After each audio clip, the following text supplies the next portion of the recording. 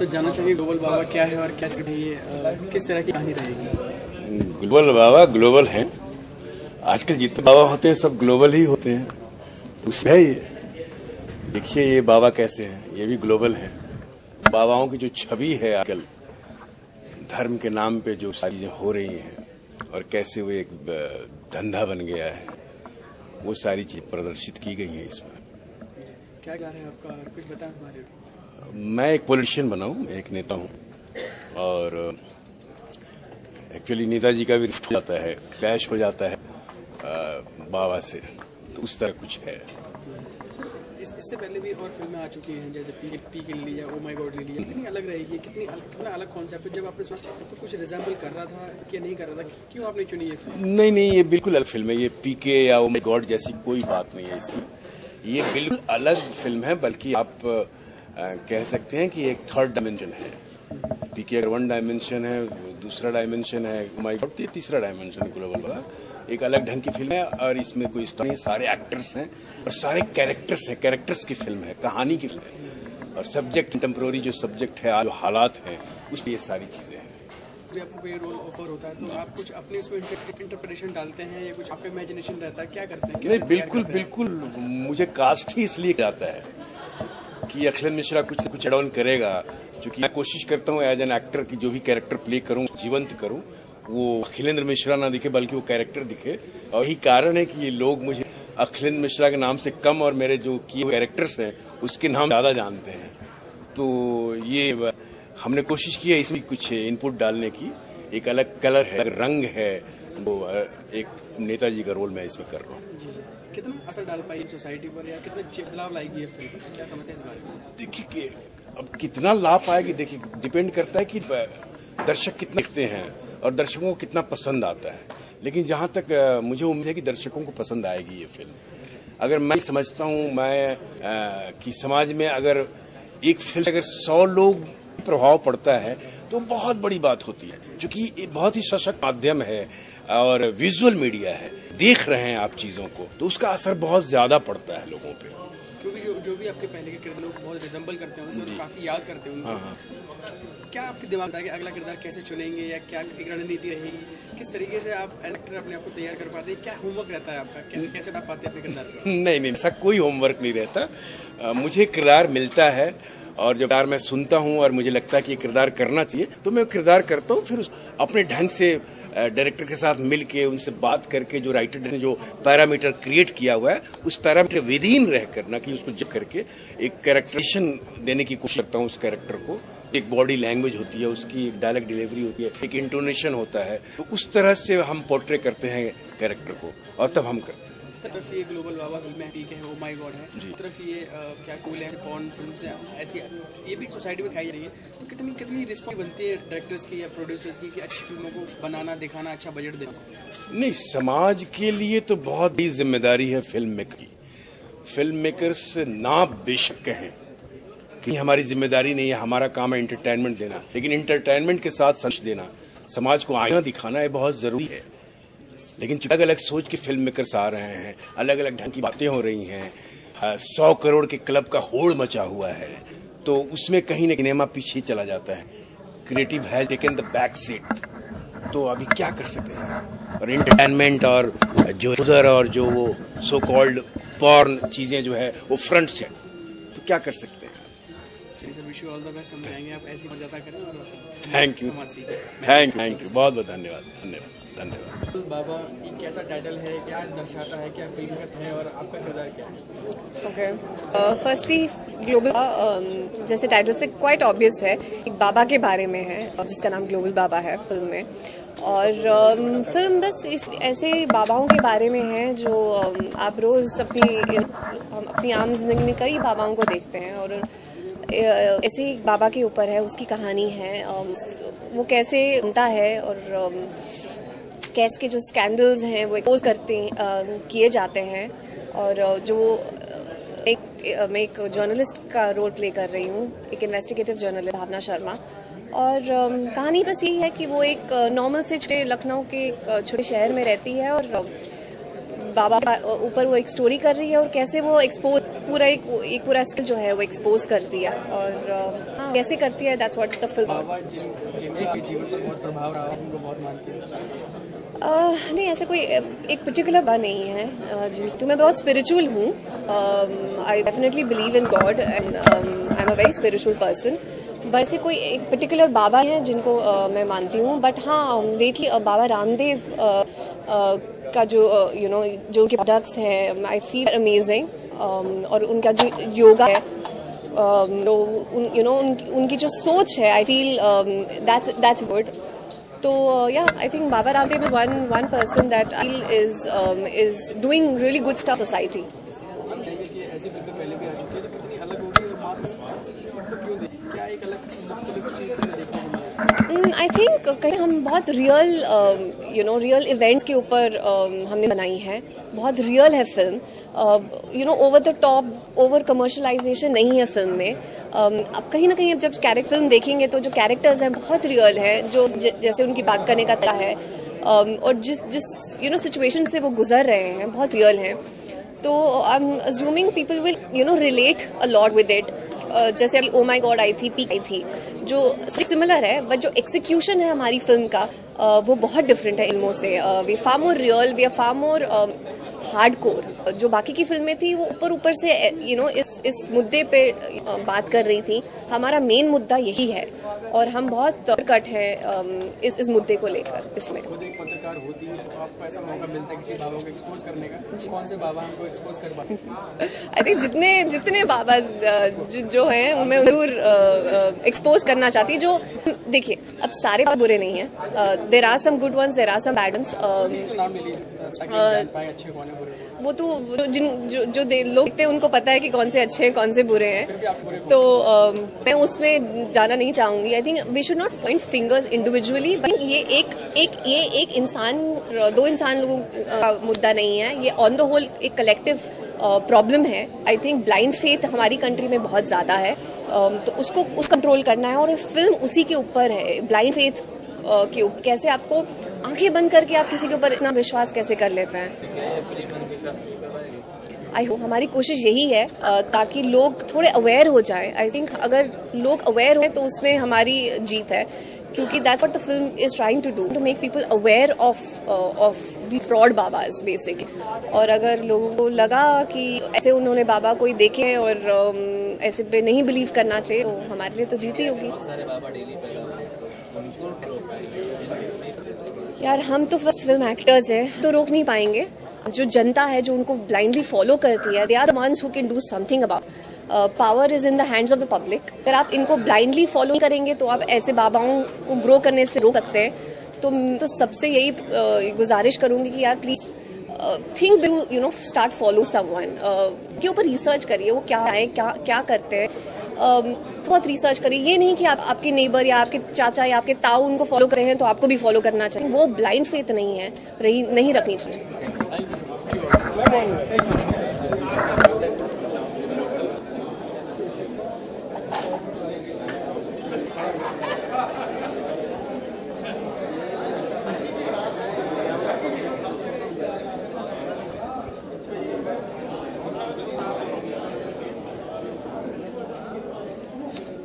नहीं रखते हैं तो कौन से नहीं जिनमें नहीं रखते? ये बड़ा कठिन क्षण है। सर, हमारा काम ही कठिन कुछ। मैं धर्म बिलीव करता हूँ और धर्म में मुझे उम्मीद है कि 95 तो मैं नहीं कह सकता, लेकिन 5% जो धर्म चलता है पूरे देश में, उसी से देश चलता है, हम सब चलते हैं। तो अभी किसी के बारे में टीका टिप्पणी न मैं कर पाता हूँ, ना ही मुझे। सर आपको इतना पूरा देश करता है, अगर आप टिप्पणी नहीं तो हम लोगों को कैसे मैसेज मिलेगा? देखिए कोई चीज़ है, अगर फिल्म इंडस्ट्री है, मीडिया है, सोशल मीडिया, इसका सदुपयोग करोगे तो पूरी दुनिया छोटा सा गांव है, और इसका दुरुपयोग करोगे तो इससे बड़ा कुछ कचरा नहीं है। तो दुरुपयोग वालों के लिए वो किसी भी विभाग के हों तो उनका तो वो क्या बोल सकते हैं कि ये बीमारी है, और इसका सदुपयोग करोगे तो 100% बहुत बड़ी आस्था है। सर डोंट यू थिंक आप किसी बुरे को बुरा कहते हैं तो ये मैसेज पूरी दुनिया में जाएगी सदैव? बिल्कुल, बुरे को बुरा कहना ही चाहिए, और जो बुरा करते हैं 100% वो बुरे हैं, और बुराई से बड़ा कोई दुश्मन कोई नहीं है। और मैं ये रिक्वेस्ट करना चाहता हूँ कि बुरा मत करो, आप अपना पे बिलीव रखो, अपने काम बिलीव रखो, तो ऊपर वाला आपकी मदद करता है, और आप बुरोगे तो बुरा ही पाओगे, जैसा बोओगे बस हो गया। सर क्योंकि पहले रिकॉर्ड आ चुकी है, पीके आ चुकी है, ग्लोबल बाबा है, बताएंगे इस फिल्म में क्या? अब फिल्म के बारे में तो ज़्यादा नॉलेज नहीं है मुझे, क्योंकि फिल्म तिवारी हमारे अच्छे मित्र हैं, काफ़ी दिनों से हमारा एसोसिएशन है, तो इसलिए हम उन्हें शुभकामनाएं देने आए हैं। अब देखेंगे तो फिल्म को देखने के बाद ही फिल्म के बारे में कुछ बोल सकते हैं। तरफ से ऑल द बेस्ट कि फिल्म अच्छी बनी हो, खूब चले, खूब लोगों को पसंद आए, लोगों का एंटरटेनमेंट करे। सर आपने बताया कि मनोज तिवारी मित्र हैं, तो उन्होंने इस फिल्म में खास नहीं किया है, इस बात की आप गाइड करते हैं उनसे कि इस टॉपिक्स में आपका होना कितना जरूरी है, क्योंकि आप मुझे एनएसडी कलाकार हैं और होते तो फिल्म में 4 चांद लग जाते। नहीं, ऐसा है, अब सबके लिए काम बना हुआ है, हमारे लिए जो काम तैयार होता है फिर वो उसका रिप्लेसमेंट नहीं होता है। तो हम कभी इस चीज़ में नहीं सोचते कि हम किस चीज़ का है या किस चीज़ का नहीं है, लेकिन हिस्सा अगर नहीं तो बाहर से हिस्सा होगा, अंदर से हिस्सा होते तो 100% अगर हिस्सा होने लायक का था तो हम ज़रूर हिस्सा होते। हम बड़ी पॉजिटिव किस्म के इंसान हैं, और हम पॉजिटिविटी से ही बचपन से और जहाँ पे हमारा हक लिखा हो वहाँ पे कोई मिटाता, और जहाँ पे अपना हक ना हो वहाँ पे हम कभी दावेदार बनते हैं। क्योंकि राजपाल जी आप एक ऐसे दौर में हैं, एक ऐसे स्टैंड पे हैं, क्योंकि आपके नाम से चलती है जी, आपको स्पेशली देखने आते हैं, तो नहीं लगता कि कोई एक ऐसा सब्जेक्ट जो आप हमेशा से एनएसडी के टाइम से समझते हैं कि मैं एक ऐसा किरदार तैयार करूंगा, एक ऐसी फिल्म तैयार करूंगा जो अभी अपना साकार करूंगा? हमने हमेशा प्रयोग ही विश्वास किया है। आप विश्वास कीजिए, पिछले 15 साल जो भी मैं सिनेमा करने का मौका मिला उससे मैं बहुत खुश हूँ, और अगले जो अगले 15 साल होंगे उसमें भी मनसुख का ही सिनेमा होगा, राजपाल यादव सिनेमा ही करेंगे, और सिनेमा जो होगा वो उसमें क्वालिटी होगी, और 100% कुछ जो राजपाल को भी मजा और पूरे देश दुनिया को भी मजा देगा। ज्यादा टाइम ना लेते हुए मेरा प्रश्न ये है कि आपके नाम से क्या एक इंस्टीट्यूट आने वाला है कि एक्टिंग के गुर आपके साथ ना खत्म हो, वो आपके शिष्यों तक पहुंचे होने वाला है? नहीं, अभी तो मैं बहुत शुरुआत मानता हूँ, और ऐसा कुछ नहीं अपने आप में मानता हूँ। अभी बातें कुछ 10-5 साल के बाद कहेंगे। हाँ, अभी अभिनय के दिन है, अभी काम के दिन, अभी पहले काम कर लूं। और इसमें तो हमारे मनोज भाई जो हैं ये बहुत अच्छे इंसान हैं, और हम लोग एक बहुत अच्छे दोस्त हैं। मैं माधुरी दीक्षित बनना चाहती हूँ कि मैं, मेरी पत्नी और वो तक वहाँ से फिल्म साथ में कर रहे हैं, और वो फिल्म जो है वो भी एक सब्जेक्ट है, बहुत ही सब्जेक्ट है जिसपे हम लोग काम कर रहे हैं। और इस फिल्म के लिए जो है इतनी सारी शुभकामनाएं दे रहा हूँ कि खूब चले, क्योंकि एक फिल्म चलती 200 घर चलते हैं, बहुत अच्छा होता है। मनोज जी हमने राजपाल जी से पूछा और हमने ये कि उन्होंने आप लोगों को नहीं लिया इस फिल्म में? नहीं लिया, मैंने सोच किया था, कुछ डेटों का इशू था, कुछ चीजें थी, लेकिन आगे हम ऑलरेडी एक ऐसी फिल्म कर रहे हैं। आपको लगता है कि यहाँ पे खड़े हैं तो इसके मतलब फिल्म का हिस्सा है? अंदर से तो बाहर से तो नहीं, अंदर से और फिल्म में कोई ऑफर मिलता है, किन्हीं कारणों से फिल्म नहीं कर पाया था, लेकिन अगर आज यहाँ खड़ा हूँ तो 100% इस फिल्म का हिस्सा है। कोई जो पात्र आप देना चाह रहे तो कौन सा पात्र होता है जो? देखिए, मैं आपको बताऊं, मैं इसलिए नहीं कास्ट किया कि आगे जो मैं फिल्म कर रहा हूँ साथ, वो एक अलग छवि की है, एक अलग किरदार है, राजपाल यादव ही कर सकता है और कोई नहीं। और हमारे पास में पेशेंस है ब्रदर, हम से काम के लिए बहुत अच्छा इंतजार कर लेते हैं, हमें कोई जल्दबाजी नहीं है, क्योंकि हमने उनसे अपने काम के प्रति कोई जल्दबाजी नहीं की। बाकी मतलब बहुत सारी दौड़ भाग करता रहता हूँ, लेकिन काम जितना पेशेंस का है उतना ही अच्छा होता है, आप लोगों को मजा दे, क्योंकि काम से भी अप्रिसिएशन मिला है इस तक, और काम से ही मिला। Thank you so much. Thank you. आगे लाने मेरी मदद की, हम लोगों ने फिल्म बनाई। ये फिल्म बनाने में सबसे बड़ी कुमार उपाध्याय, जिनकी स्टोरी आया थी, जिन्होंने इस गाने को लिखा भी, तो इस फिल्म के गाने जो आप लोग सुनेंगे तो स्टोरी क्या चाहते हैं, उन्होंने 4 लिखे हैं, 2 म्यूजिक डायरेक्टर हैं, रिपुल शर्मा बहुत अच्छा म्यूजिक कंपोजर, टैलेंटेड आदमी है। एंगल फरजान भी उन्होंने बहुत अच्छा गाना किया। और कुछ मेरी टीम लाइक मेरे राइटर, स्क्रीन प्ले राइटर विशाल विजय कुमार बहुत अच्छा काम किए। उन्होंने स्टोरी, स्क्रीन प्ले डालो, कुछ लिखा हुआ है। डीओपी देवेंद्र तिवारी, एडिटर चंदन अरोड़ा, साउंड कुणाल शर्मा, उमेश यादव ने कोरियोग्राफ किया, नरेंद्र औरेकर ने प्रोडक्शन डिजाइन किया। तो मेरी टीम एक अच्छी थी, अच्छी बनाए। मेरे एक्टर सारे जितने आर्टिस्ट थे सबने इस फिल्म को और आगे मैं नहीं बोलूंगा, मेरे बारे में कुछ बोलना है। We'd like to welcome Mrs. Anil with a bouquet and consider him for joining us here this evening. Thank you. All the best and क्योंकि हम सब मेहनत बहुत करते हैं, पर चाहेंगे कि इसे आप लोग अप्रिशिएट करें। Thank you very much. Thank you. Pankaj Tripathi ji please, technician भाई लोग नाम नहीं सोचो, आ जाओ प्लीज।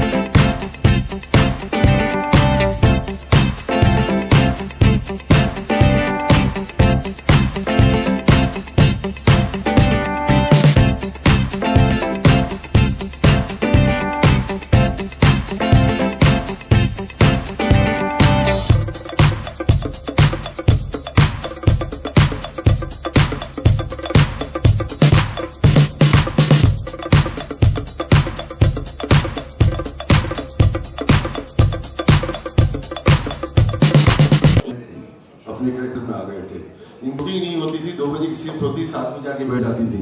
मतलब मैं डबल का कोशिश करूंगी, पर आप क्या करोगी? बोले मैं देखूंगी कैसे शूट होता है। जो इतने पंचोल एक्टर हैं, 2-3 एक्टर आए नहीं है मेरे, जो रास्ते में संजय मिश्रा कमाल के एक्टर हैं, रवि किशन मंदवी आने वाले हैं, तो सबने मिलजुल के पिक्चर बनाई।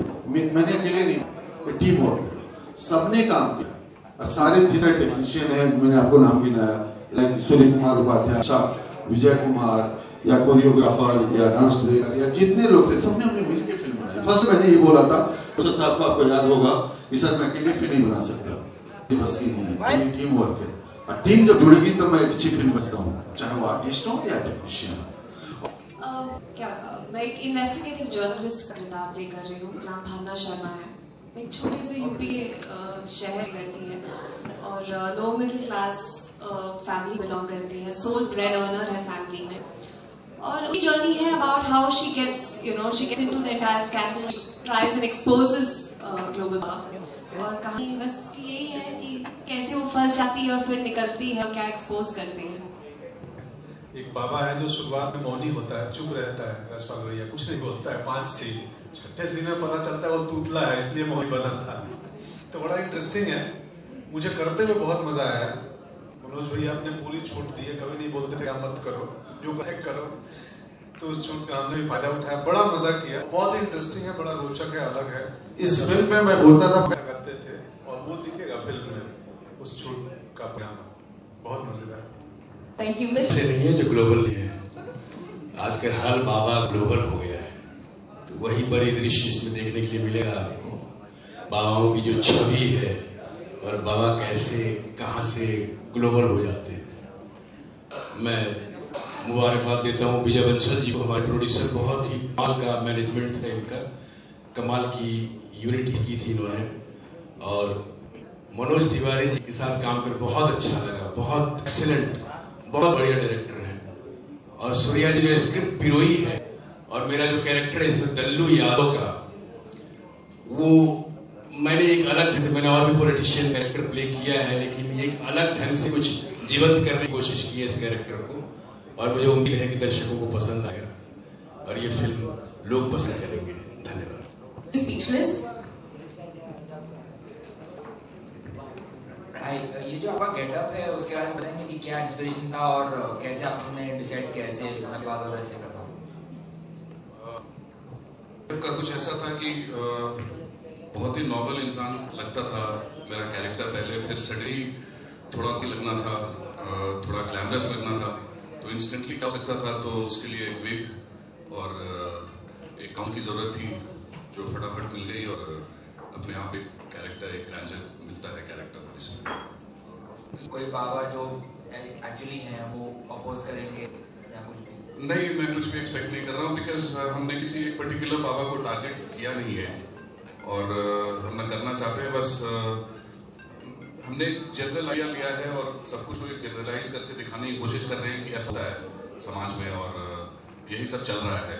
बट मुझे नहीं लगता, बिकॉज हम लोग काफ़ी सावधान रह चुके हैं इस बारे में कि पहले फिल्म रिलीज हो जाए, उसके बाद जो होना है हो, तो हम किसी कॉन्ट्रोवर्सीज की उम्मीद तो नहीं कर रहे हैं। खास तौर पे मेरे डायरेक्टर और जो स्टार कास्ट है, मुझे कभी ऐसा लगा ही नहीं, क्योंकि मैं तो नॉन फिल्म आदमी हूँ, पहली बार फिल्म बना रहा हूँ। मेरे सारे स्टार, कभी ऐसा मुझे मतलब मिसकंसेप्शन था कि स्टार्स बट मैं तो इकट्ठा इनके साथ शूटिंग पे होता था। ऐसा नहीं है कि प्रोड्यूसर मैं अपने घर में बैठा हूँ या वैनिटी में बैठा हूँ, नो, मैं हमेशा शूटिंग पे था इनके साथ में और मुझे बड़ा मजा आया। मुझे लगा मैं फैमिली के साथ कर रहा हूँ, बहुत ही बढ़िया एक्सपीरियंस था। नहीं है कि जो कुछ आपने मीडिया में देखा, बाबाओं के स्कैंडल्स को देखा, उसके बाद मैंने पिक्चर बनाई है, नहीं। मेरे पास ये स्टोरी 2013 में आई थी, तब किसी बाबा का कोई स्कैंडल मार्केट में नहीं था। और दूसरी बात ये है कि हमने कुछ नए कंसेप्ट सामने लाए हैं। हम नहीं कह रहे कि कौन बाबा फ्रॉड है, हम सिर्फ जनरल पब्लिक को ये बताना चाहते हैं कि आप अपनी आंखें खोल के काम करिए। आप आस्था में ऐसे बह जाइए कि कोई भी आपको बेवकूफ बनाए और आपका फायदा उठा ले। सस्ती नहीं है कि कोई ढोंगी बाबा बेच के। बिलीव कीजिए अपने आप पे, ऐसे मत चले जाइए, पहले जानिए उसके बारे में, कौन है, क्या है, कैसे करता है। ऐसे नहीं, बहुत मेहनत से आप लोग पैसे कमाते हैं। कोई बाबा आता है, होता है 10% मेरे अकाउंट में डाल दो। क्यों डाल दो? कौन है वो? जानो तो पहले वो कौन है। आपने मेहनत की है, मतलब आपको अपने ऊपर विश्वास नहीं, बाबा के ऊपर विश्वास है। को वशीकरण कर दिया तो लड़की आपकी गर्लफ्रेंड बन जाएगी, आपकी बीवी बन जाएगी, ये है आस्था? नहीं, उसको चेंज करो। पूजा करने वाले लोग हैं, हमारे धन के ऊपर इस तरीके से नहीं आने चाहिए। 4 आदमी मिल करके उस आस्था को मजाक बनाया, इसलिए फिल्म बनी। मनोज जी से दूसरा क्वेश्चन है जी, ये इतने चुनिंदा ढूंढ के एक्टर कहाँ से जानबूझ के आपने इसमें लिए कि परफॉर्म के लिए या? सर यही है कि जब रियल फिल्म बनाते हैं, नेचुरल फिल्म बनाते हैं, तो रियल एक्टर चाहिए, ऐसे लोग परफॉर्म करने वाले। मैंने घायल में भी कास्टिंग की थी, आपने फिल्म देखा होगा सनी सर की, सारी कास्टिंग उसी तरीके से कि फर्स्ट टाइम ऐसा देखने को मिला है। मेरी फिल्म में भी ऐसे ही लोग दिखेंगे कि एक एक कैरेक्टर जो उसमें फिट है, वो स्टार हो या नहीं हो, सलमान खान हो या नहीं हो, सनी देओल हो या नहीं हो, लेकिन उस कैरेक्टर में फिट, इसलिए मैंने कास्ट किया है और इन लोगों से बेहतर कोई नहीं कर सकता। एक्सपोज करने में ज्यादा मजा आता है? नहीं सर, सर एक चीज है, सिनेमा आने का मतलब ये नहीं कि चंद पैसे कमाने के लिए, नहीं। हमारी वजह से जिस माध्यम में 10 लोग चेंज हो जाए तो उस लिया कम से कम 10 लोगों को तो चेंज तो कर सकूं। सिर्फ पैसे कमाने के लिए बहुत सारे बिजनेस है सर, बहुत कुछ कर लूंगा, लेकिन फिल्म के माध्यम में आऊं तो फिल्म दिखा करके कम से कम 20 लोग तो मेरे वजह से चेंज हो जाए। कि लड़कियों के ऊपर था वो हेलो डार्लिंग कि बॉस ऐसा मिल जाए तो क्या करोगी, या अब बाबा के ऊपर क्यों इतना विश्वास? बाबा कमाल के लोग होते हैं, संत हैं, महात्मा हैं, हम उनकी कदर करते हैं। मैं 108 किलोमीटर पैदल जाता हूँ नंगे पैर बाबा धाम, विश्वास के ऊपर। लेकिन चार लोगों की वजह से बदनाम नहीं होनी चाहिए। मेरी आस्था, मेरी धर्म, उसके लिए फिल्म बनाया। जो अपने आप को इससे नहीं जुड़ते, सारे बाबा को आए देखें।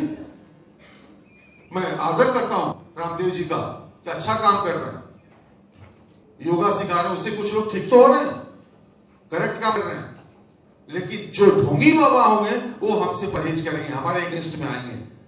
आप ढोंगी नहीं हो, संत हो। संत को किसी चीज की जरूरत नहीं होती, उसको अपने परिवार से लेना देना नहीं है। एक लड़का होगा यहाँ पे, उसके मामा संत बन गए थे, इलाहाबाद में मशहूर कर रहा था, बोलो तेरे मामा जी हैं वहां के मठ चल मिलवा दे, पहचानने से इनकार कर दिया उन्होंने, पहचानने से इनकार कर दिया कि ये मेरा कुछ नहीं है, मैं संत हूं, मेरा कोई नहीं है, पूरी जो दुनिया है वो मेरी परिवार है।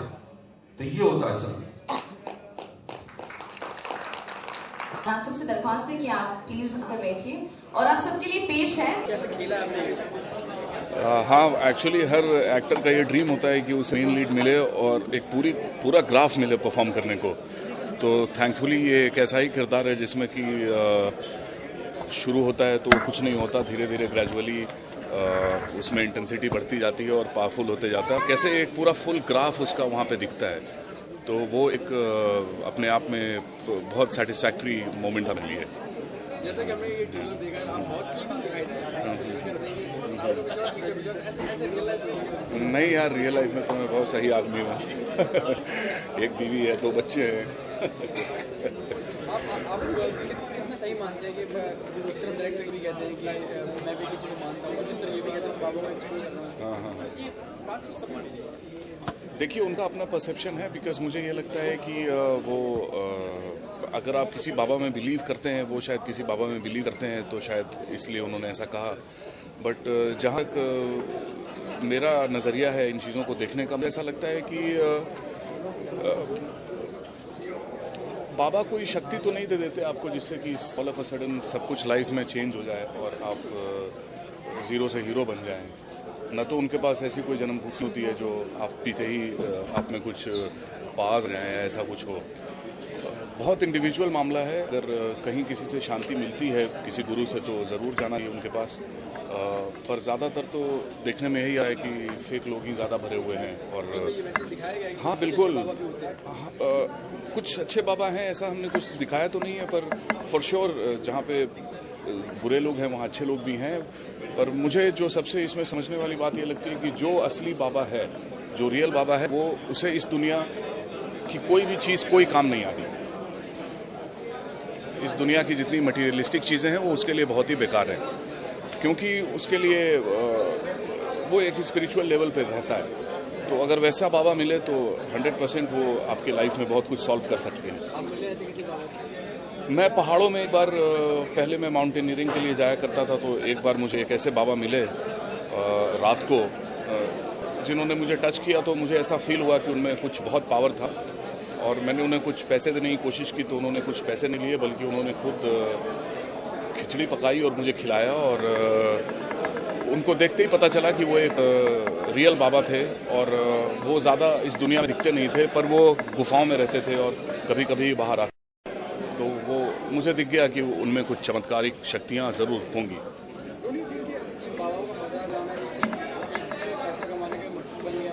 बाबा ज्ञान देते हैं वो अच्छा है बुरा है, तो वो अच्छा है बुरा है वो अपने लिए, लेकिन सीख तो अच्छी दे रहा है ना। सीख अच्छी दे रहा है, लेकिन कौन किसके मुंह से क्या सीख निकल रही है, सबसे इम्पोर्टेंट बात वो होती है। बिकॉज आप जैसा आपको मालूम होगा, और मुझे भी ऐसा काफ़ी पता चला है, मैं खुद बिहार का हूँ। बिहार, यूपी, कई सारे क्रिमिनल्स जिनके पीछे पुलिस पड़ी होती है, जिनके ऊपर दफ़ा 302 तक लगा होता है, वो लोग दाढ़ी बढ़ा के बाबा बन के घूम रहे होते हैं, और किसी एक आम इंसान को पता नहीं चलता कि इसके पीछे कोई इतना बड़ा क्रिमिनल बैकग्राउंड है। तो ऑफ कोर्स ऐसे बाबाओं को अगर एक्सपोज करने का मौका मिले तो बिल्कुल करना चाहिए। और अगर ऐसे बाबा के मुंह से उपदेश सुनने को मिले तो उसके बिना तो मैं ऐसे ही रहना पसंद करूँगा, क्योंकि एक आदमी जो खुद इतना क्राइम कर चुका है, अगर उपदेश देने बैठ जाए, हम उसे बाबा नहीं मान सकते।